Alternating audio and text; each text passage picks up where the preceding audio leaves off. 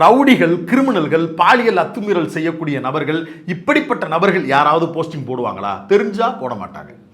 ஒரு சிலர் போடுவாங்க. யார் போடுவா? பாஜகவில் போடுவாங்க. பாஜக வந்து அவங்களுடைய டிஃபால்ட்டாகவே அவங்க அந்த வேலையை தான் பார்த்துட்டு இருக்கிறாங்க, நார்த்தில் இருந்து எல்லா இடங்கள்லையும். அதை தாண்டி எந்த ஒரு ஐடியாலஜியை பேசுகிறேன்னு சொல்லக்கூடிய கட்சியினரும் இப்படி நேரடியாக வெளிப்படையாக இப்படியான நபர்களுக்கு போஸ்டிங்கை போட மாட்டாங்க.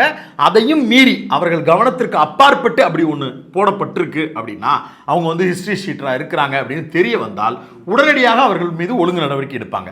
கட்சி பொறுப்புக்கு வருவதற்கு முன்பாகவே அவர் மேலே இப்படி எல்லாம் குற்றச்சாட்டுகள் இருக்குன்னு அவருக்கு காம்படிட்டராக இன்னொருத்தர் கீழே இருந்திருப்பார்ல, அவர் மூலமாக தகவல்கள் வரும் பட்சத்தில், எஃப்ஐஆர் எல்லா ஆதாரங்களையும் எடுத்துகிட்டு வந்து கொடுக்கும் பட்சத்தில், ஐயோ இது தேவையில்லாமல் ரிவர்ஸ் ஆயிருமே, உடனே அவரை ரிவர்ஸ் பண்ணிருங்கன்னு சொல்லிட்டும் பண்ணிடுவாங்க.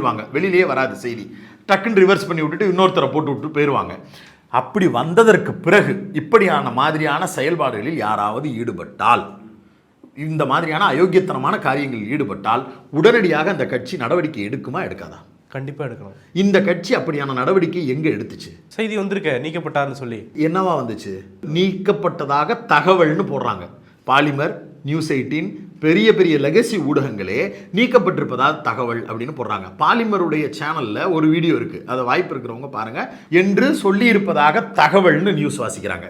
அது வாசிச்சு முடிச்சதற்கு பிறகு அந்த செய்தியாளர் செய்தியை சொல்லும் போது எக்ஸ்ட்ராவா ஒரு வார்த்தை சேர்க்கிறாரு, நீக்கப்பட்டிருக்கிறார் என்று தகவல். அந்த புகைப்படத்தில் அந்த வீடியோவில் இருப்பவர் இவர்தான் என்பது இன்னும் தெரியவில்லை. ஒருவேளை தெரியும் பட்சத்தில் தற்காலிகமாக நீக்கப்பட்டிருக்கக்கூடிய இந்த நடவடிக்கை நிரந்தரமாக நீக்கப்படுவதாகவும் புஷி முடிவெடுத்திருப்பதாக தகவல். எனக்கு புரியலையே, புரியல. நீங்க தான் புஷி ஆனந்தா?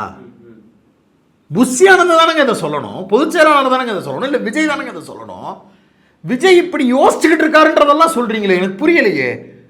இப்படி ஒரு செய்தியை யாராவது கொடுப்பாங்களா? இதுக்கு பேர் செய்தியா? முதல்ல இப்படி ஒரு செய்தியை கொடுக்குறாங்க என்று தகவல்ன்றதே எனக்கு ஆபத்தா இருக்கு.